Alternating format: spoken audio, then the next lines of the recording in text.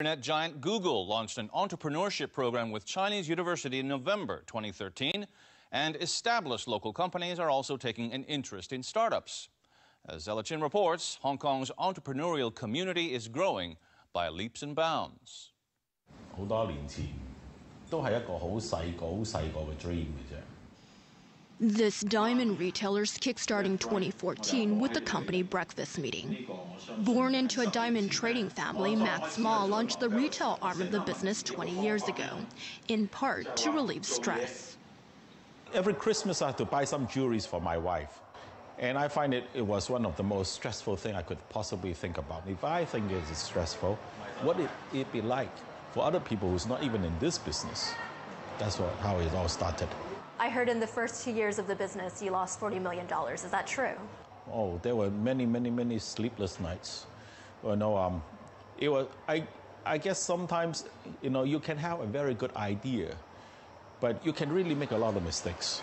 And I was very fortunate at that time. I had enough of financial resources, you know, to overcome this.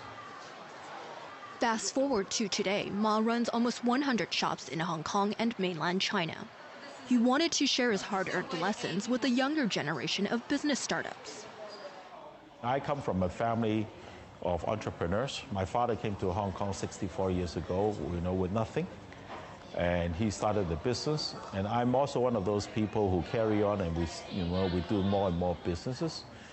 And so I also feel that Hong Kong is a place where, you know, the last 150 years, it has always been built up by entrepreneurs. The last 25 years, I think because Hong Kong has become more and more prosperous, the spirit of entrepreneurs, you know, are really, you know, slowing down. Ma spent $2 million building this co-working space that nurtures young entrepreneurs' ideas. So Alex, what I want to do is I want to change the color of the menus a little bit. Web developer Bosco Zheng hopes he has the right idea right now. He and his single employee are trying to launch an e-textbook publishing app. They pay $4,000 a month rent for use of office equipment and utilities in this co-working space. Why did you choose to base yourself out of this co-working space? You could have worked from home. We actually did start in our home. But what we found was we needed a space that we can work in one place together. And we needed a place that was economical, but also was convenient, and also had other kind of startup people we were interested to work with. Hey, Justin, why don't you look over my pitch presentation? Let me know what you think. And they have different experiences, different skill sets, and because we're all in the same position of, you know, trying to realize and building this business, there's a culture of sharing, of helping each other out. Ma says the space has over 100 tenants and hopes to cover the operating costs in a year. At the weekly Friday coffee breaks, entrepreneurs share their hopes, dreams, and struggles. It needs organization, it needs a place to work. Ma is there to give some pointers on how a business can survive in Hong Kong. Everything we do is about customers. You know, if you can have satisfied customers, then you have a chance of survival. You know, it's not about yourself. It's about what kind of a service and a product that you deliver to your customers.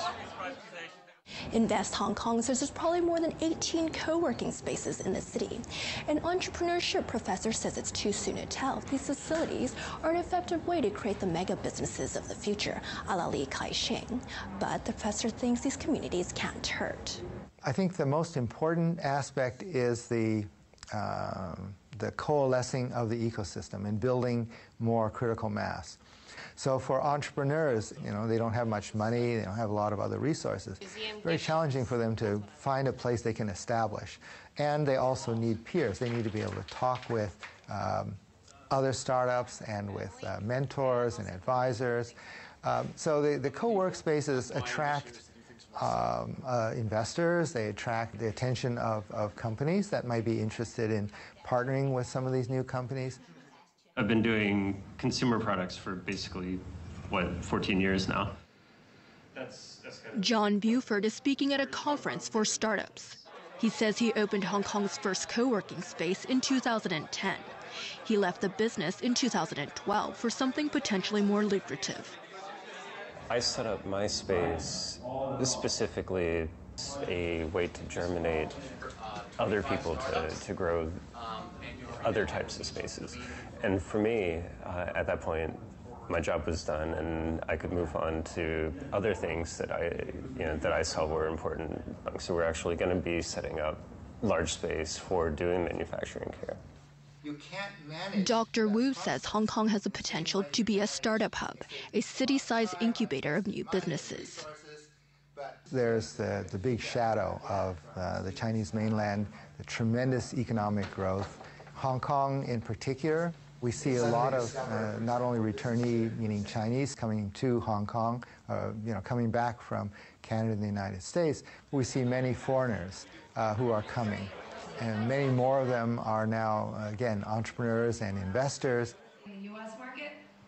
All startups need money to get off the ground. Back at the co-working space in Causeway Bay, entrepreneurs are presenting their business plans in the hopes of winning a $20,000 cash prize. To practice my pitch, it's to win a prize. With a bit of networking thrown in. Tonight, there's a VIP audience of investors, potential partners, distributors, and customers. So it's really about exposure and to that network. You get the attention of some investors. Bosco welled some potential backers, and they're negotiating the terms of a deal. The grand prize went to an entrepreneur working on a device that automatically adjusts air conditioner settings based on changes in the environment. Julia, congratulations on winning. What do you plan to do with the money? Basically, this is the first money coming into the company. And actually, the main thing I'm going to do is really try and reward the team. Max, how does it feel to see a young entrepreneur succeed? He hasn't succeeded yet. The real success is going to be a very, very long journey. But I wish him success. And what we have tonight is just a little token to have a pat on his back saying, hey, young man, you're doing the right thing. Move in this direction and maybe you'll be getting somewhere. And lastly, Biz Bites. Tonight, an array of strange tales from the coalface and the cutting edge. That cubicle you work in at the office, get ready to say bye-bye. Though first, how one company hopes a modern form of parenting will turn a profit.